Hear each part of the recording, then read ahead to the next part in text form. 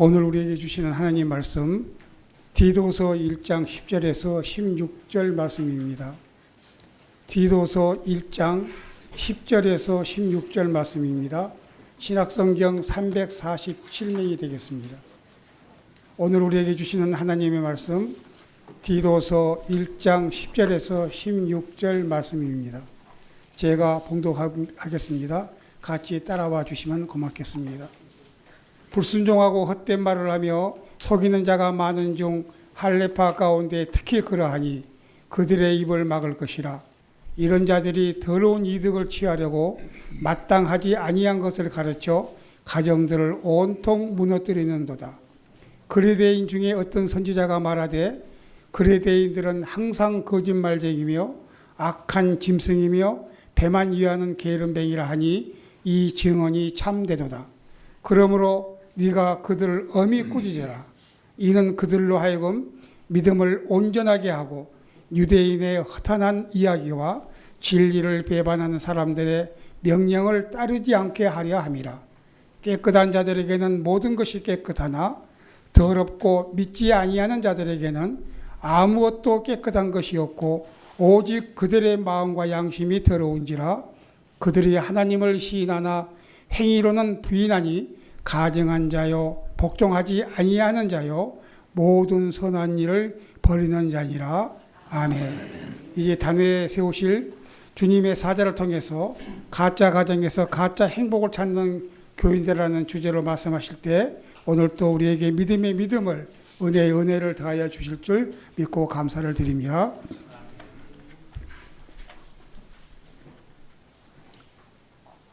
5월 달을 가정의 달이라고 하면서 5월이 오면은 교회마다 가정과 관련된 주제를 가지고 설교를 많이 합니다. 오늘은 아마 대부분 교회가 어린이 주일로 지키는 걸로 알고 있습니다. 어린이 주일이 되면 또 어린이와 관련된 어린이 교육이라든지 또 아이들 신앙 문제라든지 이런 걸 주제로 해서 설교를 주로 많이 하죠.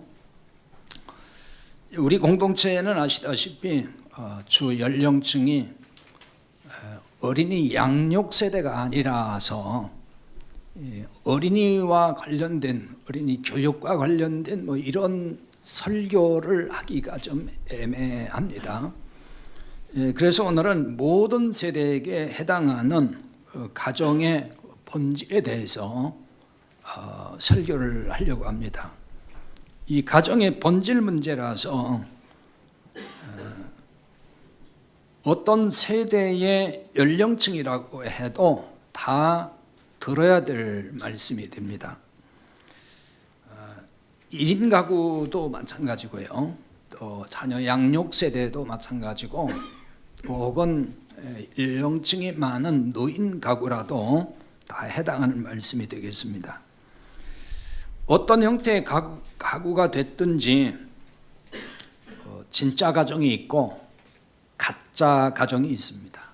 소위 짝퉁 가정, 모조품 가정이 있습니다. 이렇게 얘기하면 조금은 이상할지 모르겠습니다. 가정은 다 똑같은 가정이지 또 짝퉁 가정은 뭐야, 이런 생각이 들지 모르겠는데요. 일반적으로 가정이라고 할 때는 결혼한 부부가 있고 또 뭐 거기 자식도 있고 또 부모도 있고 뭐 이렇게 여러 식구가 있을 때 이제 가정이라고 하잖아요. 기본적으로는 결혼한 부부가 있어야 됩니다. 그때 이제 가정이라 이렇게 얘기를 하죠. 전통적인 그런 가정관입니다. 이런 가정을 보통 이제 진짜 가정이라고 합니다. 하지만 성경에서 가르치는 진짜 가정, 어떤 가정일까요? 우리가 전통적으로 생각하는 가정과는 다릅니다. 오늘은 우리가 성경적인 가정의 개념, 이런 부분부터 좀 생각을 해봐야 됩니다. 성경은 진짜 가정을 무엇이라고 가르칠까요? 자, 이것을 알기 위해서 오늘 먼저 본문 11절에 나타난 가정의 용어부터 한번 살펴보겠습니다. 11절 끝부분이죠. 가정들을 온통 무너뜨리는도다, 이렇게 나와 있습니다. 여기에 나온 가정, 이 가정이란 말은 헬라어에서 오이코스라는 단어를 번역한 것입니다. 오이코스라고 하는 말은 주로 이제 집으로 많이 번역을 하는데 그 외에도 뭐 다른 뜻도 있어요. 그러나 이 단어가 때로는 신전, 이방인들 섬기는 그 우상의 전을 말할 때도 쓰기도 하고, 또 하나님의 성전을 일컬을 때에도 쓰는 단어이기도 합니다. 예를 들면 히브리서 10장 21절에 보면은 또 하나님의 집 다스리는 큰 제사장이 계심에 이런 말씀이 있습니다. 하나님의 집 다스리는, 하나님의 집이라고 했는데 여기서 집이라는 말도 오이코스입니다. 같은 말이거든요. 여기서는 성전의 의미로 지금 쓰고 있죠. 십자가 사건 후부터 성전의 개념이 달라졌습니다. 그 이전에는, 즉 예수님이 오시기 이전까지는, 십자가 사건 이전까지는 구약의 성전, 즉 예루살렘에 딱 하나 있었던 건물로서의 성전을 말하죠. 그러나 예수님이 오신 이후, 십자가 사건 이후에는 이제 그 성전이 무너졌고 폐지됐어요. 새로운 성전 시대가 열렸습니다. 그 중에서 구원받은 성도가 성전이 되죠. 구원받은 성도를 성전이라고 합니다. 고린도전 3장 16절 잘 아는 말씀이죠. 너희가 하나님의 성전인 것과 하나님의 성령이 너희 안에 거하시는 걸 알지 못하느냐, 이렇게 말씀하죠. 누가 성전이에요? 너희가 하나님의 성전이다. 구원받은 성도가 다 성전이에요. 성전이 된 이 성도를 다른 말로 또 뭐라고 하냐면 신령한 집이라고도 말합니다. 베드로전서 2장 5절에 나왔는데요, 거기에 이렇게 되어 있죠. 너희도 산돌같이 신령한 집으로 세워지고 예수 그리스도로 말미암아 하나님이 기쁘게 받으실 신령한 제사를 드릴 거룩한 제사장이 될지니라. 너희도 산돌같이 신령한 집으로 세워지고, 여기 신령한 집 할 때 집도 오이코스입니다. 여기서 이제 집이라고 됐지만은 가정으로도 번역할 수 있어요. 다 같은 말이거든요. 신령하다는 말은 영적인 그런 뜻이에요. 신령한이라고 하니까 좀 뉘앙스가 무당들이라든지 또 이방 종교에서 쓰는 용어같이 들립니다. 산신령 뭐 그런 말 쓰잖아요. 그런 신령이 아닙니다. 영적이라는 말이에요. 푸뉴마티코스라는 말을 쓰는데, 그래서 영적인 가정, 영적인 집으로 세워진다 너희가, 그런 얘기예요. 성도는 결혼을 했든지 안 했든지 상관없이 영적인 가정을 이룬 사람입니다. 가정을 이룬다는 말은 상대가 있습니다. 혼자 가정을 이뤘다고 하지는 않지요. 자, 결혼해서 남편이든 아내든 하여튼 이 상대가 서로 이제 있습니다. 부부가 있는 거죠. 그래서 가정의 기본 단위예요. 그게 가정이 시작되는 겁니다. 그럼 우리가 성도가 가정을 이루었다는 얘기는 누구와 가정을 이루었다는 걸까요? 그리스도와 가정을 이루었다는 거예요. 그리스도와. 성도는 그리스도의 신부잖아요. 주님의 아내가 된 사람들. 이게 성도고 교회입니다. 미혼으로 1인 가구가 되었든지 아니면 어떤 형편으로 홀로 살 수 있잖아요. 지금 1인 가구가 급증하고 있는데 홀로 살아도 다 성도라면은 가정을 이룬 것이에요. 이게 이제 성경의 관점이에요. 세상 관점이거나 세상 기준하고는 안 맞죠. 지금 오늘 세상이 말하는 가정 이야기하는 거 아닙니다. 성경에서 말하는 가정을 오늘 이야기하는 거예요. 그리스도와 한 몸이 된 성도라 그러면은 가정을 이룬 거예요. 주님이 남편이잖아요. 그러니까 주님과 연합이 됐어요. 하나가 됐다는 얘기잖아요. 결혼이에요. 그러니까 이것이 성경이 말하는 진짜 가정의 본질이다, 그 얘기입니다.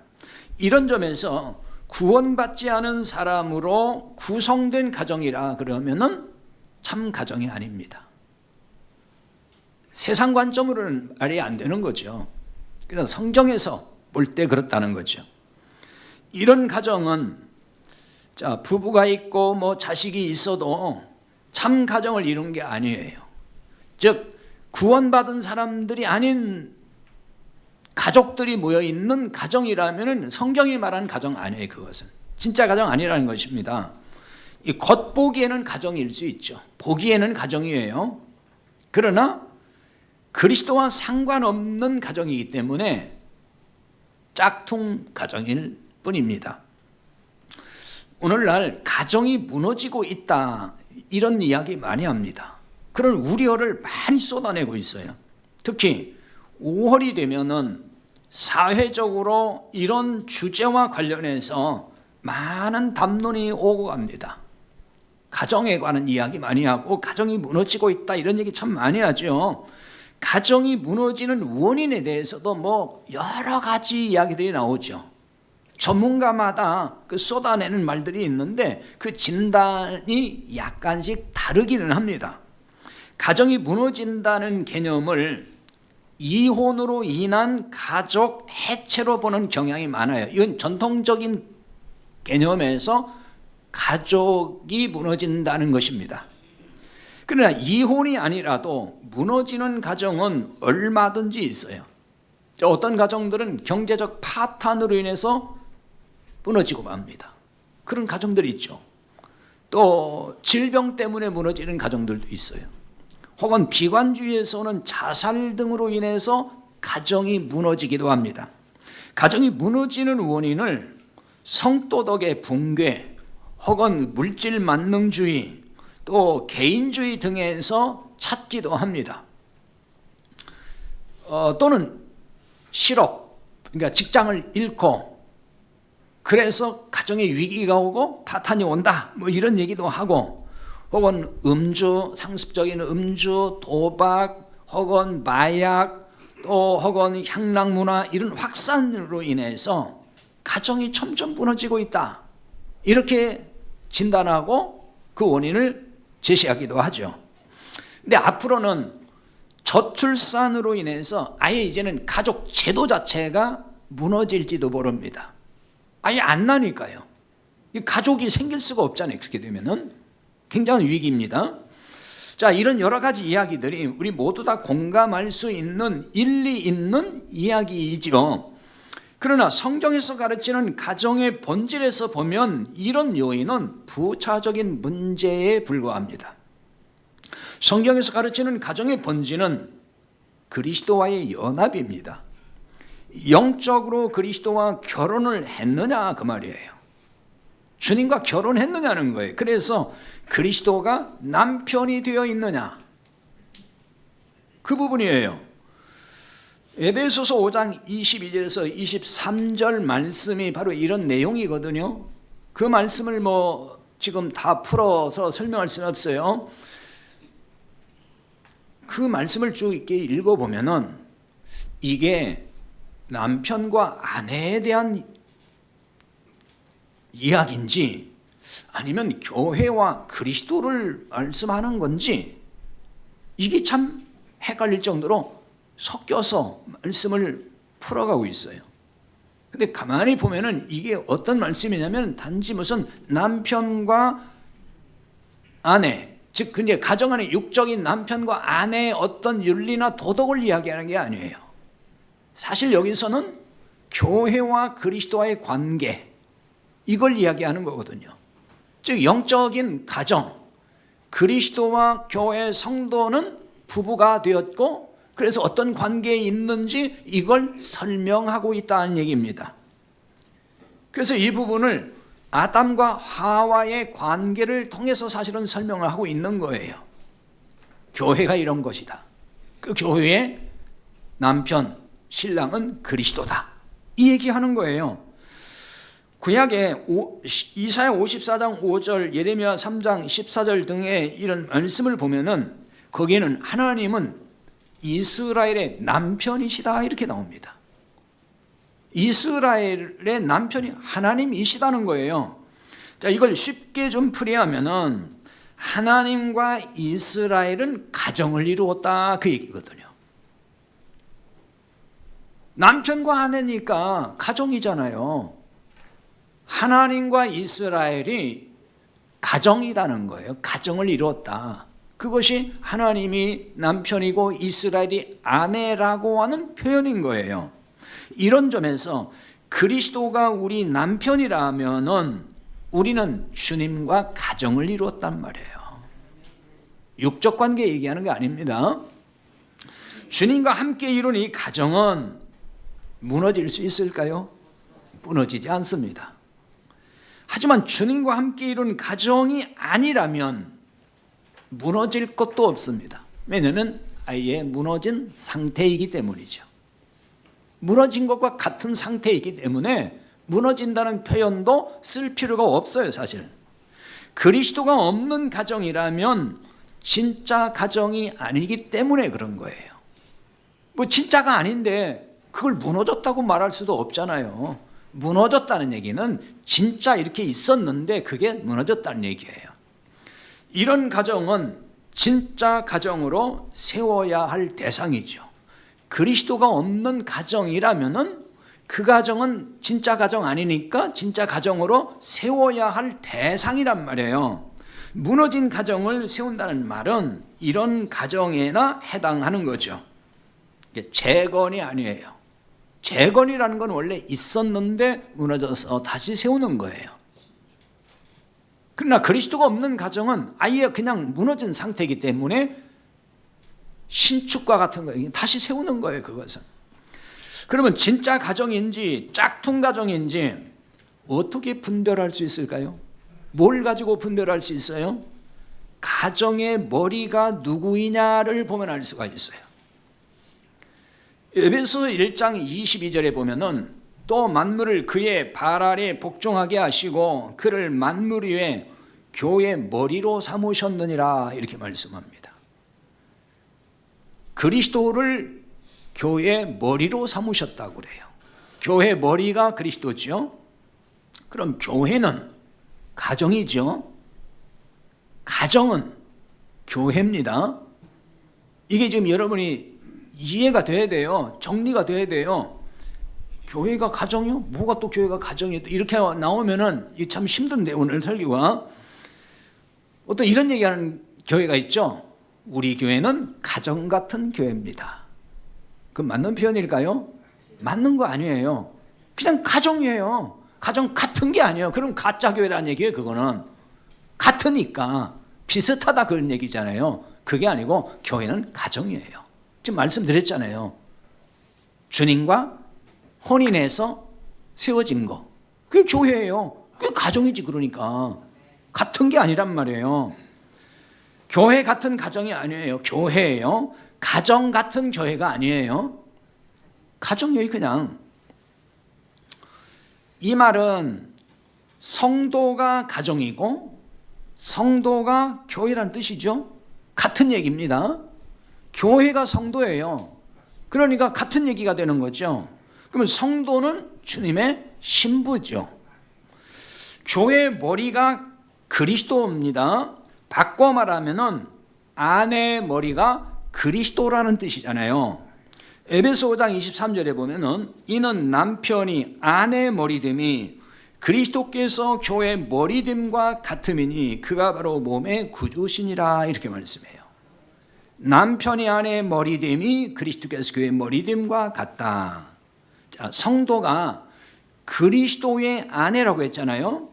이런 점에서 아내의 머리가 그리스도라 그런 뜻이에요. 아내의 머리가 그리스도예요. 성도는 주님과 가정을 이루었죠. 그러면 가정의 머리가 누구란 거예요? 그리스도라는 얘기잖아요. 가정의 머리는 그리스도예요. 성도의 머리가 그리스도입니다. 그런데 예수님은 머리 둘 곳이 없다고 하신다고요. 마태복음 8장 20절에 보면 예수님이 이렇게 말씀하시죠. 여우도 굴이 있고 공중의 새도 거처가 있으되 인자는 머리 둘 곳이 없다 하시더라. 예수님은 머리 둘 곳이 없다고 하셨어요. 무슨 뜻일까요?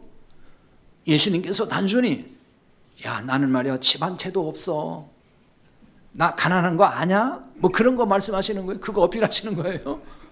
너희들은 집이라도 있잖아. 그럼 나는 집도 없어. 뭐 이런 얘기 지금 하는 겁니까? 예수님의 거처를 유대인에게서 찾을 수 없다 그런 말이에요. 이건 물리적 공간으로의 거처인 어떤 집을 말하는 게 아니에요.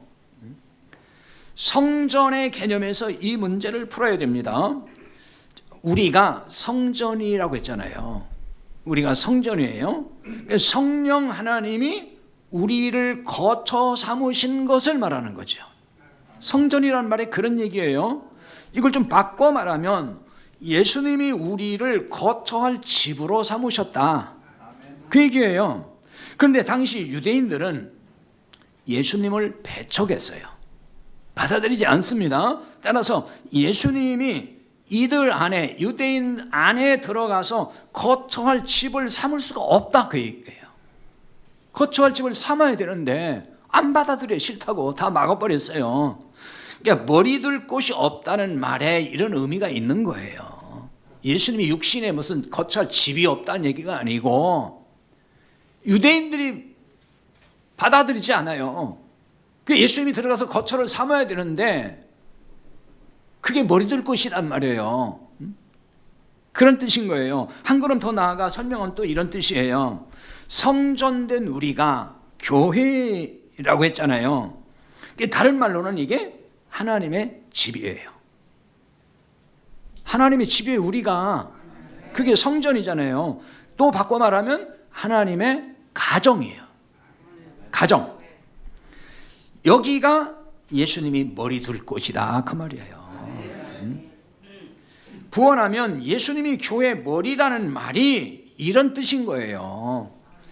우리 가정의 머리라는 말이 이런 의미를 내포하는 거예요. 구원받은 내가 주님의 가정이에요. 나는 주님의 신부고 주님은 나의 신랑이에요. 그럼 주님의 아내인 나의 머리가 누구예요? 그리스도예요. 내 머리가 이제 그리스도가 되는 거예요. 여자의 머리가 남자라는 말이 이런 뜻이에요. 그러니까 괜히 그 남편들 집에서 아내들한테 여자의 머리가 남편인 줄도 모르냐 뭐 이렇게 하면서 괜히 윽박지르지 말라고요. 여자는 교회를 말하는 거예요. 남편은 그리스도. 교회의 머리가 그리스도다, 성도의 머리가 그리스도다 그 말을 하는 거지 물리적인 이 육신의 남편 안에 그 얘기 아니란 말이에요. 좀 실망했죠 남편들은?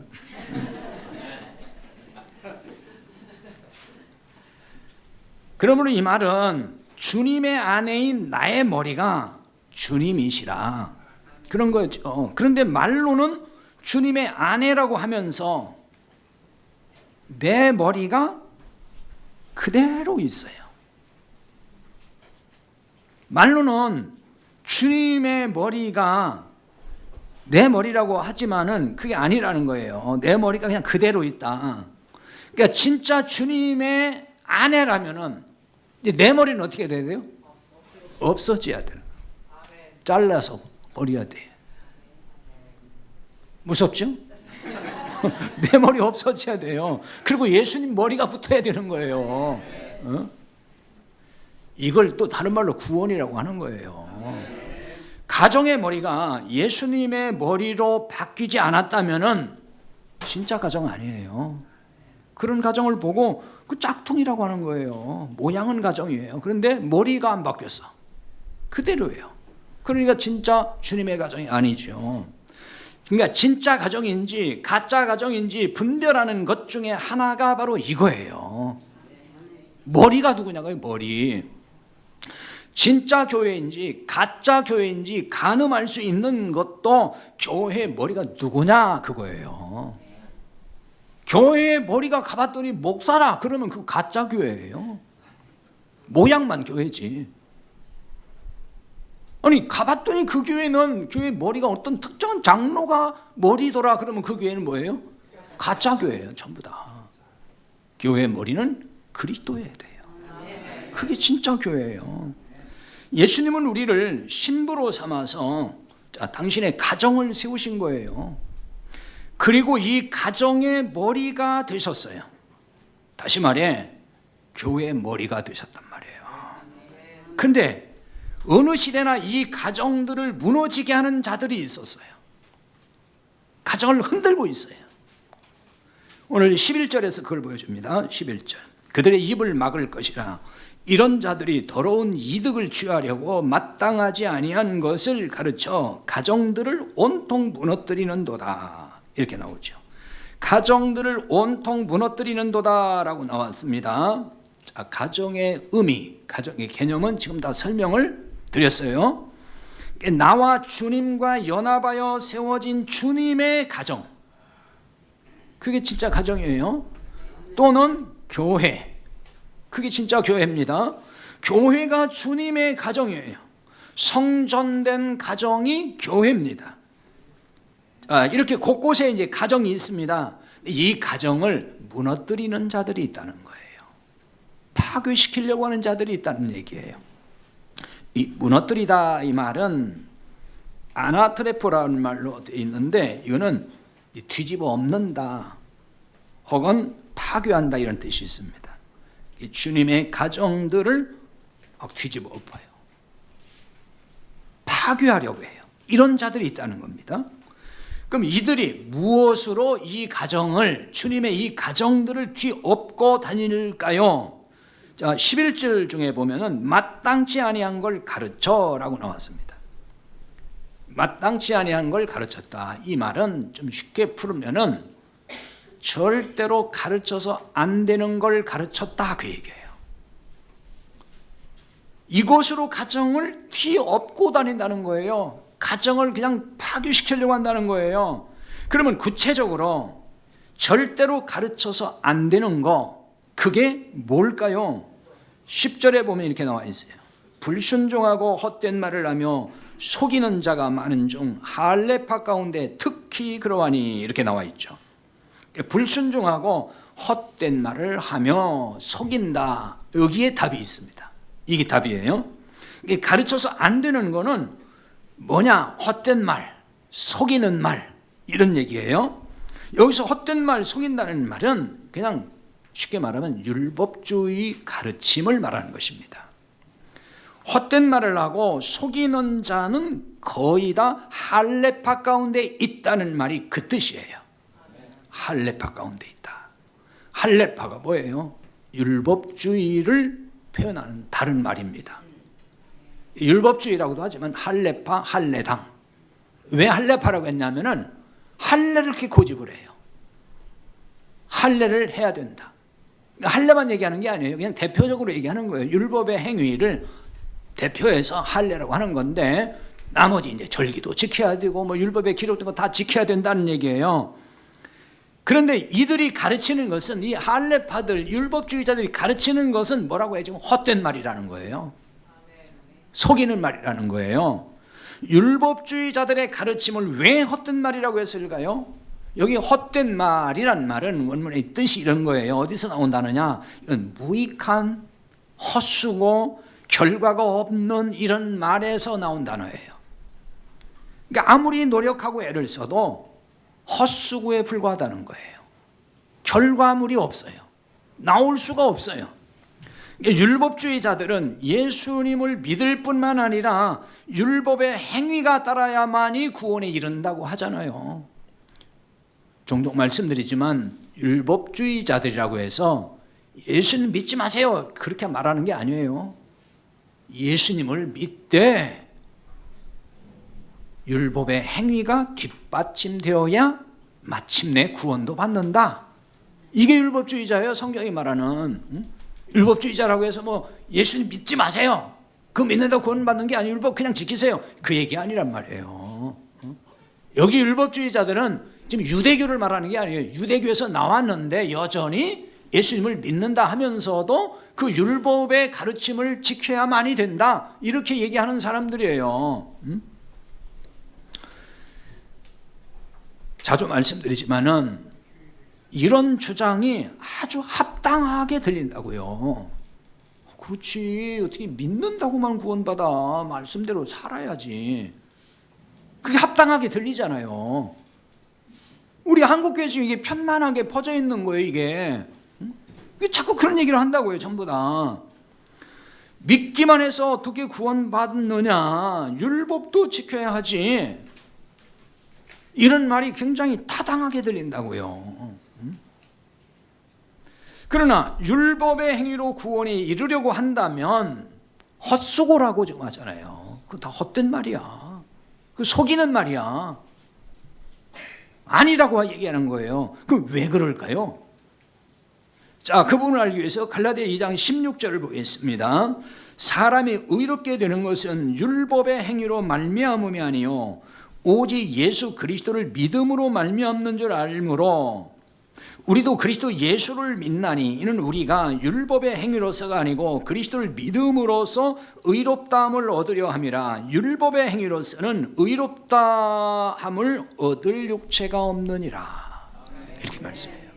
사람이 의롭게 되는 것은 율법의 행위로 말미암는 게 아니다. 의롭다 일컫는 거는 죄에서 용서받아서 이제 죄 없는 자라고 인정해 준다는 말이에요. 그걸 다른 말로 구원이라고 하는 거죠. 율법의 행위로는 구원 못 받는다, 그 얘기예요. 율법의 행위로서는 의롭다함을 얻을 사람이 없다고 선언하잖아요. 의롭다함을 얻을 육체가 없다는 얘기는 그럴 사람이 없다는 거예요. 그렇게 할 수도 없다는 거예요.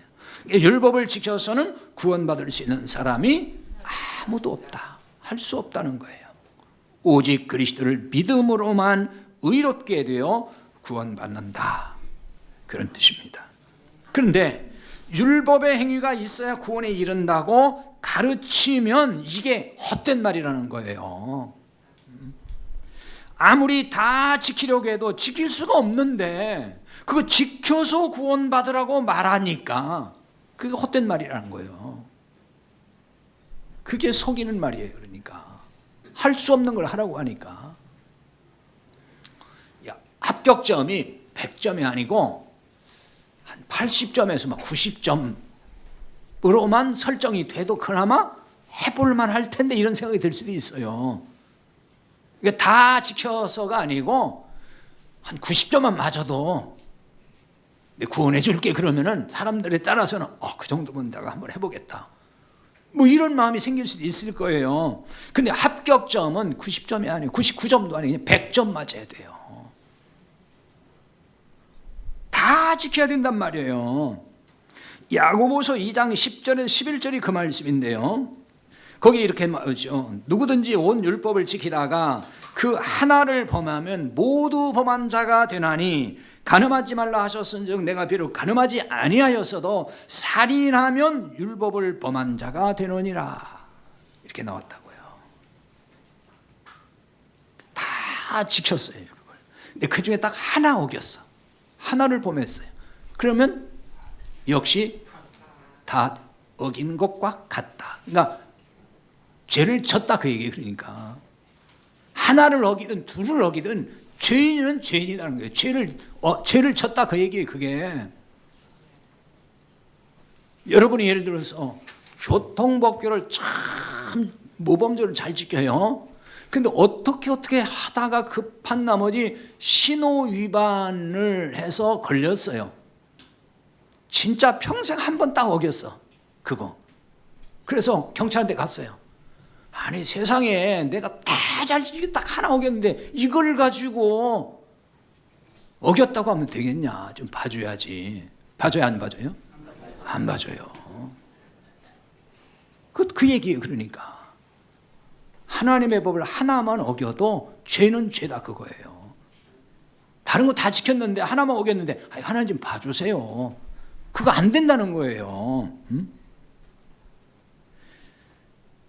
100점 받을 수 있는 사람은 하나도 없다는 얘기죠.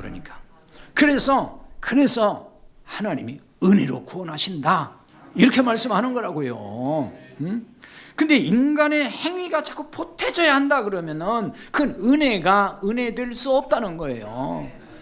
로마서 11장 6절에 그렇게 말씀해요. 만일 은혜로 된 것이면 행위로 말미암지 않음이니 그렇지 않으면 은혜가 은혜되지 못하느니라. 은혜로 된 것이라면은 행위와는 상관없는 거라는 거예요. 그러니까 행위와 관련되면은 그건 또 은혜가 아니라는 거예요. 은혜가 은혜될 수 없다 그런 말씀이에요. 그런데도 율법의 행위로 구원에 이를 수 있다고 미혹하는 자들이 있어요. 이들이 바로 가정들을 온통 무너뜨린다고 하는 거예요. 지금 여기서 가정의 개념이 어떤 의미인지 지금 앞에서 다 설명드렸어요. 그러니까 그 가정의 개념을 머릿속에 정리하고 설교를 들어야 지금 이해가 됩니다. 왜 율법의 행위로 구원에 이를 수 있다는 가르침이 가정을 무너뜨린다는 걸까요? 이해가 잘 안 될 거예요. 아니 오히려 믿음만을 강조하는 것이 가정을 무너뜨리는 것이라고 말할지도 몰라요. 아니 율법의 행위를 강조하는데 왜 가정을 무너뜨립니까? 오히려 가정을 잘 세워가는 거지. 그렇잖아요. 그렇게 생각이 들잖아요. 야, 바르게 살아, 착하게 살아, 거짓말하면 안 돼, 하나님 잘 믿어야 돼, 충성해야 돼. 아니 그렇게 얘기하는데 왜 가정이 무너진다는 거예요? 오히려 가정을 세워간다고 볼 수 있지. 그러니까 실제로 한국교회 안에 이런 주장을 펴는 목회자들 적지 않다고요. 그 믿음만 강조하기 때문에 이게 문제가 됐다는 거예요. 믿음만을 강조하다 보니까 한국교회가 행함이 다 사라지고 있다 그런 주장을 편다고요. 그러니까 믿음만 있으면 된다는 가르침 때문에 윤리 도덕이 다 무너졌다고 한탄하는 분들이 많아요. 그런 목회자들 많습니다. 설교를 지금 그런 식으로 설교하는 분 굉장히 많다고요. 지금 듣고 보면은 그럴듯하죠. 또 그러니까 또 쏙 그쪽으로 넘어가는 거라고요. 이게 복음을 정확하게 이해 못하면 그게 또 맞는 말로 들려요. 그렇죠. 그렇지. 믿음만 강조한다고 되냐고. 거짓말쟁이 저렇게 하면 안 돼. 거짓말하지 마세요. 이렇게도 자꾸 얘기하고 야단치고 그래야 되는 거지. 그 믿는다, 믿음만 강조하면은 그러니까 사람들이 거짓말 잘하고 사기치고 교인들이 다 나쁜 짓 다 하고 다니고 교회가 엉망이 되고 있다. 지금 그런 얘기거든요. 논리가. 듣고 보면 그 말이 맞는 말 같아요. 과연 그런 걸까요? 사실은 그 반대예요. 전통적으로 한국교회는 율법주의 신앙생활을 가르칩니다. 그렇죠? 믿음만 있으면 된다고 가르치는 교회가 과연 얼마나 될까요? 그런 게 많지 않아요. 대부분 교회가 율법의 행함을 강조하고 있다고요. 철저하게 말씀대로 살아야 된다 이러잖아요. 다. 그래야 복 받는 거에 또 이러잖아요. 전부 복 받는 거는 그냥 철저하게 이렇게 해야 된다. 그런 얘기 하잖아요. 그게 다 뭐예요? 그 율법적 신앙생활을 가르치는 거거든요. 전부 다. 그렇지만 한국교회 윤리도덕 세워졌어요? 무너졌다고요. 그렇게 수없이 바르게 살아야 됩니다. 착하게 살아야 됩니다. 뭐 선행을 해야 됩니다. 거짓말하면 안 됩니다. 이런 거 얼마나 많이 설교했냐고요. 그런데 한국교회가 그게 제대로 세워졌냐고요. 그게 지금. 다 무너졌어요. 다 무너졌어요. 예레미야 시대에 보면은 뭐 제사장부터 뭐 선자, 백성까지 다 뭐 거짓말쟁이고 뭐 탐욕이 가득하다 그러는데 한국에 지금 그 짝이 됐다고요. 지금 목사부터 시작해서 다 그냥 거짓말도 잘하고 나쁜 짓 잘하고 사기도 잘 치고 별난 짓 다 한단 말이에요. 윤리 도덕 지금 있냐고요, 솔직히. 아니 교회 생활하다가 성질을 하고 말 자기 마음에 안 들고 그러면 어떻게 해요? 성질 다 부리잖아요. 뭐 목사고 뭐 장로고 나발이고 없어요. 그냥 막 대들고. 이게 뭐 윤리도덕이 있는 거냐고요. 다 무너졌어요, 사실은. 믿음만 가르쳐서 이렇게 된 게 아니라 참 복음을 가르치지 아니했기 때문에 이렇게 된 거예요. 참 복음을 깨닫고 믿게 되면 어떤 일이 일어나는 거죠? 성령이 내 마음에 임하잖아요. 그때 성령이 임하는 거예요. 물을 앉혀놓고 막 발광을 하면서 불러 그런다고 성령이 임하는 게 아니고, 참 복음의 진리를 제대로 선파하고 그걸 가르칠 때 성령이 역사해서 믿을 때 그때 성령이 임한단 말이에요. 근데 복음의 진리는 없고 그냥 불러 그러면은 그게 성령이 임하는 거냐고요. 감정이 그냥 업돼가지고 스스로 그냥 착각에 빠지는 거지. 참 복음을 깨닫고 믿게 되면 성령이 임하기 때문에 사람이 달라져요. 달라진다고요. 주님의 가치관으로 바뀌기 시작을 해요. 그래서 도덕성은 더 고취되는 거예요. 진리의 영이신 성령이 우리 안에서 우리를 이렇게 만들어 가시기 때문에 그래요. 성령님은 진리의 영이잖아요. 우리 안에 오셨어요. 그럼 그 성령님이 아무 역할도 안 하고 가만히 계시겠냐고요. 그 성령님이 우리를 자꾸 만들어 가신다고요. 우리 안에 계신 성령님이 그냥 막 살아도 돼, 함부로 살아도 돼, 너 구원받아서 괜찮아, 내가 너 뭐 지켜줄게, 이렇게 말씀하는 거예요? 만약에 그런 음성이 들리면 그건 성령이 아니에요. 그건 악령이 든 거예요. 마귀가 그러는 거예요. 근데 왜 성령 받았다는 사람이 방방 뛰면서 왜 나가서 나쁜 짓은 다 하냐고요. 그렇잖아요. 성령 받았는데, 원사 받았는데 뭐 방방 뛰고 나서 나쁜 짓 다 하는 사람 많아요. 목사들 중에도.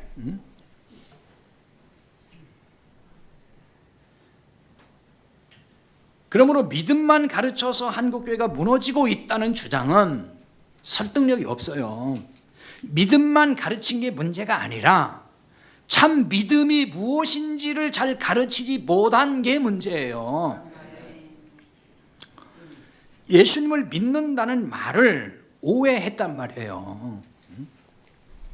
나는 예수님을 믿어요 라고 말을 했다고 그거 믿는 거예요? 교회 나오는 사람 치고 예수님 안 믿어요 하는 사람 어디 있어요? 다 믿는다고 그러지.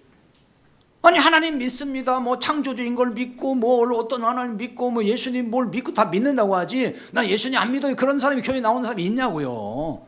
다 믿는다 그러지. 근데 그게 과연 진짜 믿는 거냐는 거예요. 자, 이런 교회들이 있죠. 입으로 시인하고 마음으로 믿으면 구원받습니다. 물론 로마서에 나와요. 그게 로마 10장에. 근데 그 의미를 잘 모르고 그냥 그걸 표피적으로만 알아가지고 뭐라고 하냐면은, 자, 이렇게 따라서 해보세요. 이러는 따라서 하라는 거예요. 처음 교회 나오면은 따라서 하라고 해요. 그런 교회들 있죠. 뭐 무슨 영접 기도니 뭐 이래 해가지고 구원 초청 그래가지고 왜 일어서서 뭐 다 따라서 하라고 그러잖아요. 그 골자가 뭐냐면은 교회마다 그것도 뭐 여러 가지 그 좀 짧고 길고 차이가 있는데 골자는 뭐냐? 저는 죄인입니다. 저를 위해 죽으시고 부활하신 예수님 믿습니다. 그 골자예요. 그거 다 들어가가지고 그런 얘기 한다고요. 그거를 따라서 하게 하고 기도할 때 그렇게 따라서 기도하게 만들어요. 그래서 아멘. 그래서 이제 눈 떴어요. 그럼 뭐라고 하죠? 박수 치면서 아, 이제 하나님의 자녀가 됐습니다. 형제님 축하합니다. 이런다고. 그럼 구원 받은 거예요? 그런 데서 다 착각을 하는 거예요. 전부 다 구원 받았다고. 어? 그래서 구원 받을 것 같으면 얼마나 쉬워요. 진짜 다 나와서 따라서 하라고 하고 박수 한번 쳐주면 다 구원인데, 그렇게 무슨 벽돌 찍듯이 이렇게 탁탁탁 찍어서 나오는 게 아니란 말이에요. 구원이라는 게. 이렇게 따라서 하면 입으로 시인하는 것이 되고 그게 믿고 구원 받는 거냐는 거예요. 그러니까 나의 죄를 위해 죽고 부활하신 예수님, 그 믿는다는 건 중요하죠. 근데 그 뜻이 뭐냐는 거예요. 거기에 담긴 의미가 뭐냐. 그걸 그냥 문자 그대로 그냥 표피적으로만 그걸 믿어서 믿는 게 아니에요. 자, 이걸 뭐 다 좀 설명할 수 없지만은 이것은 이런 거예요. 그러니까 내가 예수님과 함께 죽고 그리스도로 함께 살아났다 하는 거, 그거 믿는 거예요. 로마서 6장 4절에 보면은 그러므로 우리가 그의 죽으심과 합하여 세례를 받음으로 그와 함께 장사되었나니 이는 아버지의 영광으로 말미암아 그리스도를 죽은 자 가운데서 살리심과 같이 우리로 또한 새 생명 가운데서 행하게 하려 함이라. 이렇게 말씀합니다. 우리가 그의 죽으심과 합하여 세례를 받음으로 주님의 죽으심과 합하여 세례를 받았다. 이 무슨 얘기일까요? 합하여라는 얘기는 이렇게 합해졌다 그 얘기가 아니고 이 말의 이 원래 뜻은 안으로 들어갔다 그 얘기예요. 그러니까 그리스도의 죽으심 안에 나도 들어갔다 그 얘기예요. 이게. 그리스도의 죽으심 안에 내가 들어가서 나도 죽었다. 세례를 받음으로가 그 말이에요. 그러니까 세례라는 말을 이게 나오면은 교회에서 이렇게 머리에다 물 뿌려가지고 받는 세례를 자꾸 연상하면 안 됩니다. 여기 성경에 나온 이 세례는 뭐냐?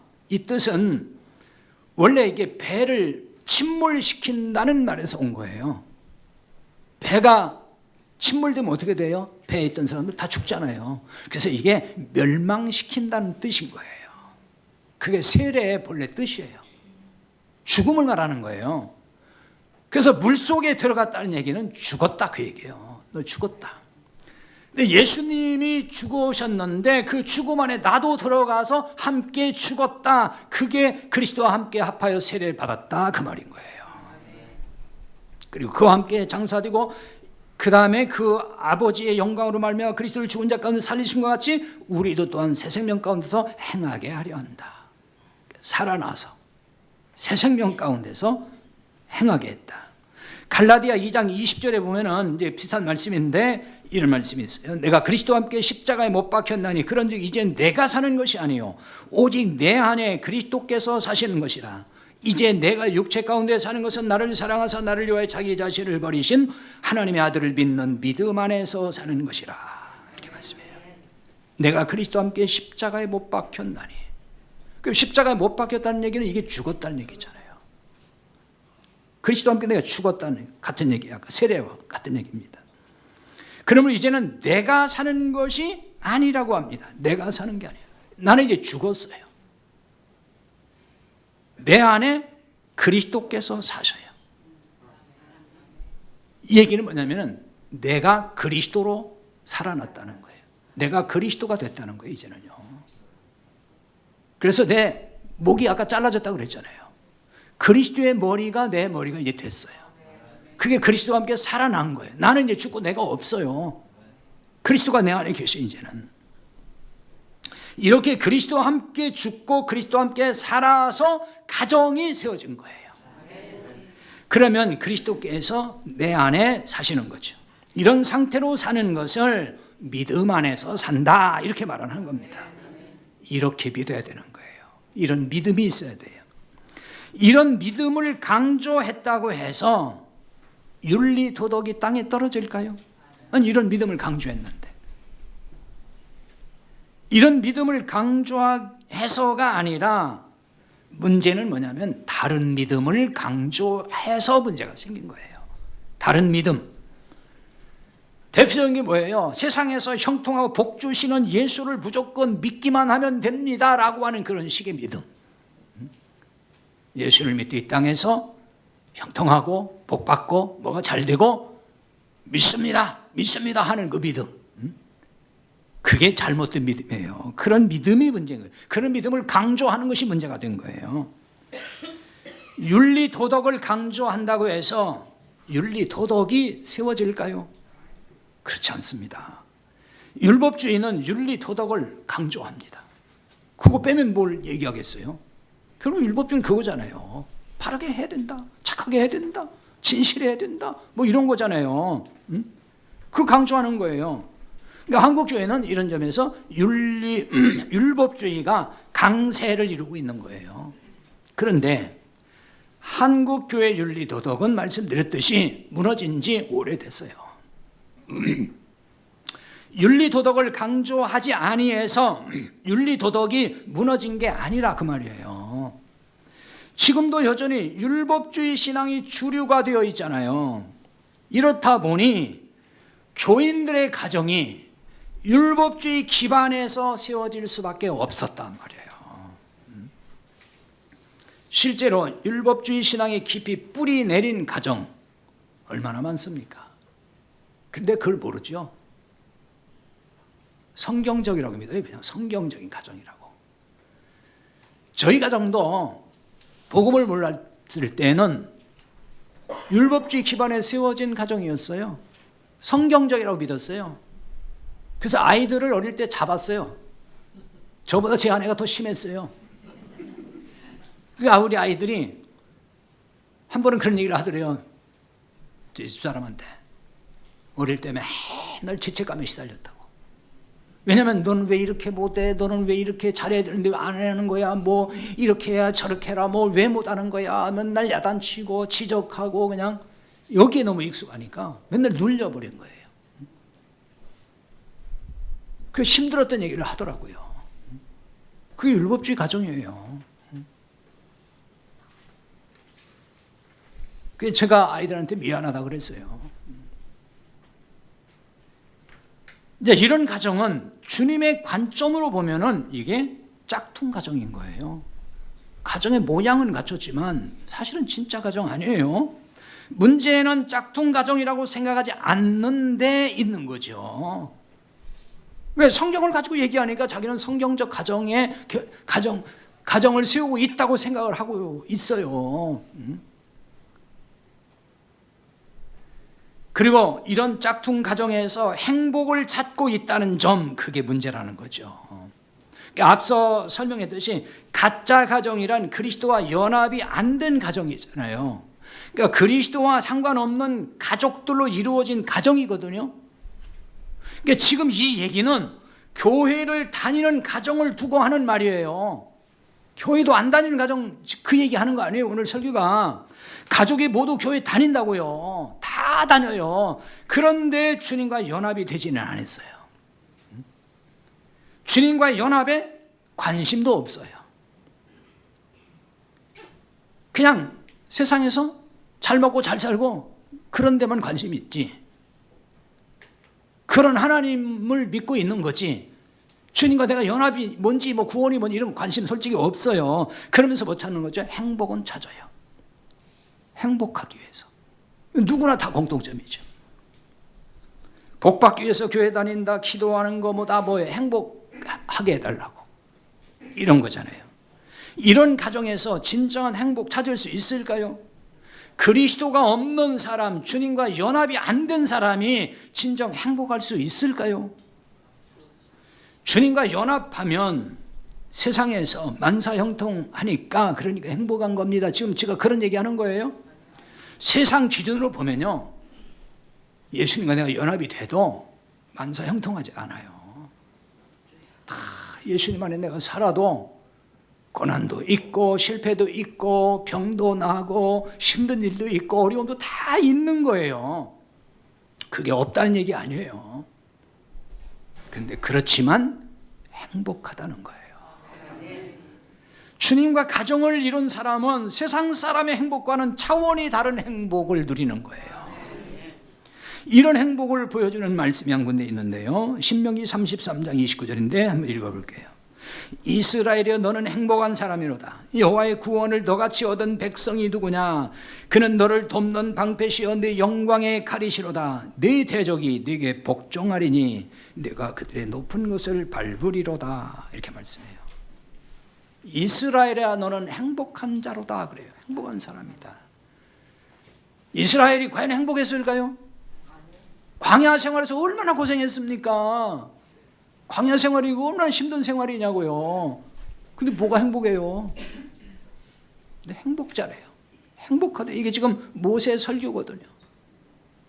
너는 행복한 사람이다. 당신들 행복한 사람이다. 왜냐? 여호와의 구원을 너같이 얻은 백성이 누구냐? 구원 얘기를 하고 있어요. 이게 뭐예요? 하나님께 구원받은 사람들이니까 행복하다는 얘기하는 거잖아요. 그러면 구원이라는 말이 나오면 항상 거기 전제가 뭐죠? 은혜로 구원하시는 거잖아요. 하나님은 은혜로 구원하셔요. 이걸 얘기하는 거예요 지금. 그리고 이 구원은 영원하기 때문이다. 한 번 구원받으면 영원하기 때문이라는 거예요. 그걸 여기 뭐라고 설명하냐면 그는 너를 돕는 방패시요 네 영광의 칼이시로다 이렇게 얘기해요. 방패와 칼이 나왔습니다. 이 방패가 뭐겠어요? 방패는 적군이 공격할 때 막는 거예요. 칼은 적군을 공격하는 데 쓰는 거예요. 근데 하나님이 우리의 방패가 되어주시고 하나님이 우리를 대신해서 칼이 되어주신다. 이 얘기가 뭐겠어요? 하나님이 우리를 안전하게 지켜주신다, 그 얘기잖아요. 뭐가 안전하다는 거예요? 육체를 말하는 게 아니에요. 우리 영혼, 구원받은 우리의 이 구원이 떨어지지 않도록, 탈락되지 않도록 안전하게 지켜주신다, 그 얘기인 거예요. 그러니 얼마나 행복하냐, 그거예요. 근데 구원의 가치를 모르는 사람은 행복하지 않죠. 그런 사람은 뭐가 행복해요? 그렇지, 돈이 많아 행복해. 돈이 없으면 안 행복해. 주님과 연합한 진짜 가정에서 산다면은 행복의 관점이 바뀝니다. 이게 진짜 예수 믿는 사람이에요. 행복의 관점이 바뀌어야 돼요. 세상이 말하는 행복, 그 행복이 아니고 성경이 말하는, 즉 하나님의 관점에서 행복이 뭔지 그거로 바뀌는 거예요. 세상이 말하는 행복이 이제는 짝퉁 행복이구나 하는 게 보이기 시작하는 거예요. 아, 난 저게 진짜인 줄 알았더니 알고 봤더니 가짜구나, 이렇게 하는 거예요. 돈, 명예, 권력, 쾌락 등등, 세상 성공, 이런 것 등에서 오는 행복, 그 행복을 잡으려고 계속 뭡니까? 뜬구름 잡듯이 그냥 쫓아가는 거잖아요. 근데 그게 이제는 저게 짝퉁 행복이었구나, 저게 신기루였구나, 그거를 깨닫는 사람, 그래야 관점이 바뀌는 거잖아요. 그런 사람이 비로소 그리스도 안에서 행복이라는 것도 이제 아는 거지요. 그 관점이 안 바뀌면은요, 여전히 행복하지 않아요.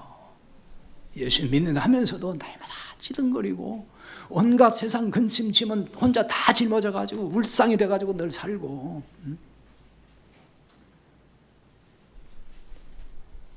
이 같은 짝퉁 행복을 손에 쥐고 싶어서 목말라 하지 않고 산다는 거예요. 진짜 행복이지 알면은. 남편이신 주님이 주시는 떡과 생수만 마셔도 배고프지 않고 갈증이 사라진다는 거죠. 은혜로 나를 섬겨주시는 주님의 영원한 사랑, 그걸 알 때 얼마나 행복하냐고요.